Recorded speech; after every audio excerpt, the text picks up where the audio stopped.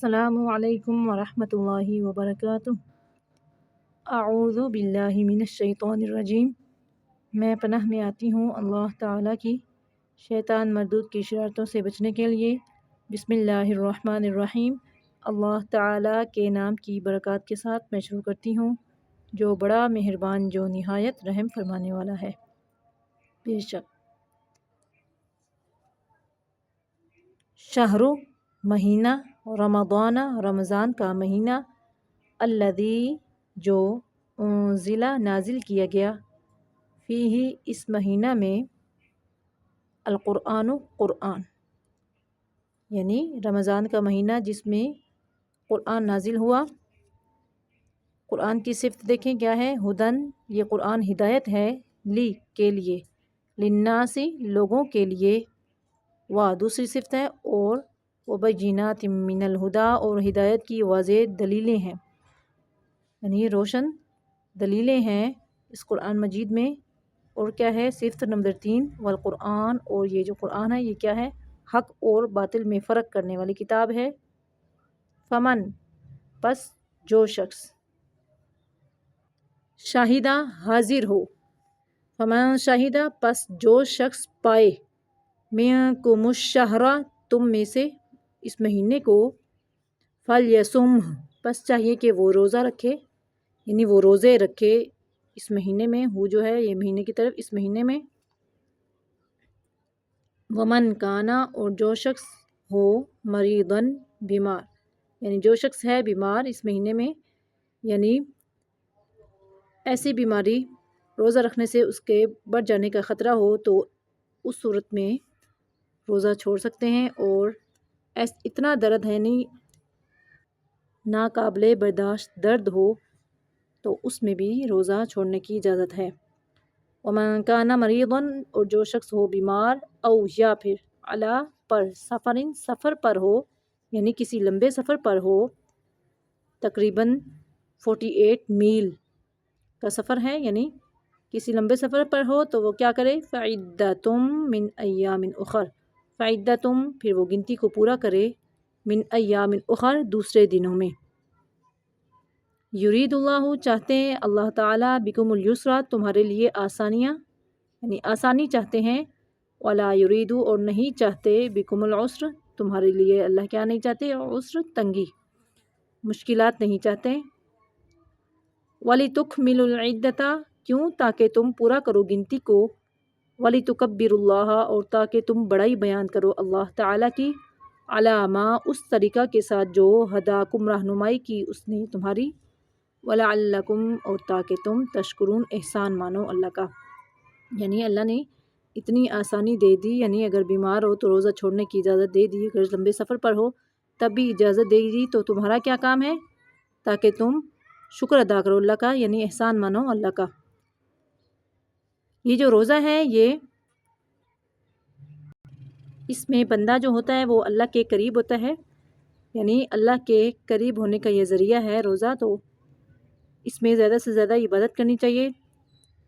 تو یہاں پہ اللہ فرما رہے ہیں وَإِذَا اور جب سَأَلَكَ پوچھیں آپ سے، اے نبی پوچھیں آپ سے، عبادی میرے بندے، عنی میرے بارے میں، فإنی یعنی اللہ کہاں ہے، اگر لوگ پوچھیں تو آپ نے کیا کہنا ہے، فإنی پس بے شک میں قریب ہوں، کتنا قریب، اجیب میں جواب دیتا ہوں، دعوت الداعی پکارنے والے کی پکار کا، اذا دعانی جب بھی وہ پکارے مجھے، جب بھی کوئی اللہ کو پکارتا ہے آہستہ آواز میں یا اونچی آواز میں اللہ پاک فوراً جواب دیتے ہیں۔ کچھ دعائیں ہماری قبول نہیں ہوتی لیکن ان کا جو اجر و ثواب ہے وہ اللہ پاک جمع کر رہے ہیں، وہ آخرت میں ہمیں ملے گا۔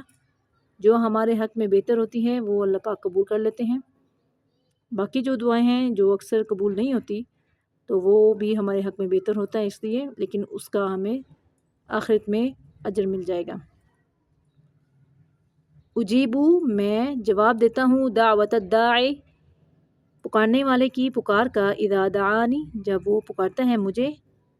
تو اب لوگوں کو کیا چاہیے، فَلْيَسْتَجِيبُوا لِي پس چاہیے کہ وہ حکم مانے میرا، وَلْيُؤْمِنُوا اور وہ ایمان لائیں بھی مجھ پر، کیوں؟ لعلہم تاکہ وہ یرشدون بھلائی پائیں۔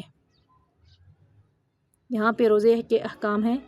احل لکم حلال کر دیا گیا تمہارے لیے لیلۃ الصیام الرفث روزے کی راتوں میں، یعنی رفث جمع کرنا الی نسائکم اپنی بیویوں سے، یعنی ہم بستری کرنا اپنی بیویوں سے روزے کی راتوں میں حلال کر دیا گیا۔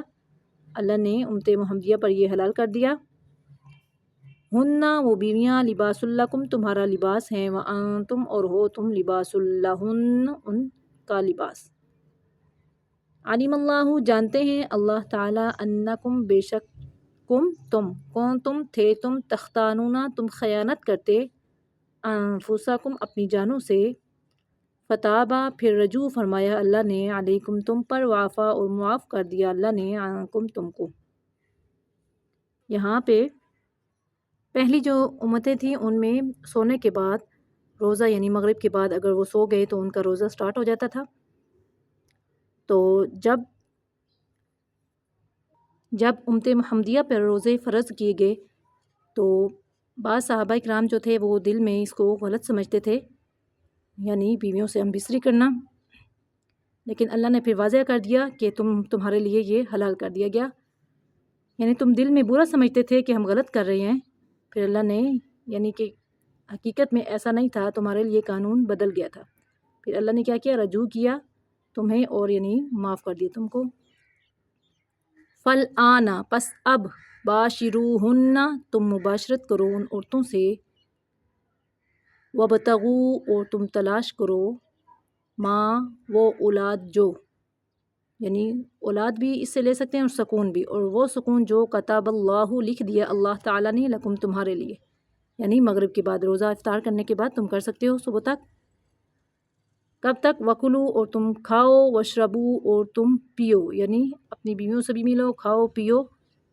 کس وقت تک؟ حتیٰ یہاں تک کہ یتبین ظاہر ہو جائے لکم الخیط الابید تمہارے سامنے سفید دھاری ظاہر ہو جائے، من الخیط الاسود سیاہ دھاری سے، من الفجر فجر کی، یعنی رات چلی جائے اور سفید دھاری نظر آنا شروع ہو جائے فجر کی۔ آج کل تو آسان ہو گیا ہے، مسجدوں میں اعلان کر دیا جاتا ہے، تو اس وقت تک تم کھا سکتے ہو، پی سکتے ہو، بیوی سے مل سکتے ہو۔ اب کیا کرنا ہے، کس وقت تک روزہ کو لے کے جانا ہے؟ ثم پھر اتم الصیام تم پورا کرو روزے کو الی اللیل رات ہونے تک، یعنی مغرب سورج جو غروب ہونے تک۔ تو اب کیا ہے، ولا تباشروہن یعنی نہ تم مباشرت کرو ان بیویوں سے، یعنی روزے کی حالت میں، اور کس میں، تم اس حال میں کہ ہو تم عاکفون اعتکاف میں، فی المساجد مسجدوں میں، یعنی اعتکاف کی حالت میں بھی تم بیویوں کے قریب نہیں جا سکتے، اللہ نے منع کر دیا۔ تلکا یہ حدود اللہ اللہ کے حدود ہیں، فلا تقربوها پس مت تم قریب جاؤ ان حدود کے، یعنی جب تھوڑا سا بھی قریب جانا چاہو گے تو پھر ان قریب کے وہ گناہ ہو جائے، اس لیے اللہ نے کہا فلا تقربوها پس مت تم قریب جاؤ ان حدود کے، کذالک اسی طرح یبین اللہ بیان کرتے ہیں اللہ تعالیٰ آیاتہ اپنی آیات، للناسی لوگوں کے لیے، لعلہم کیوں بیان کرتے ہیں، تاکہ وہ یتقون پرہیزگار بنے۔ صدق اللہ العظیم۔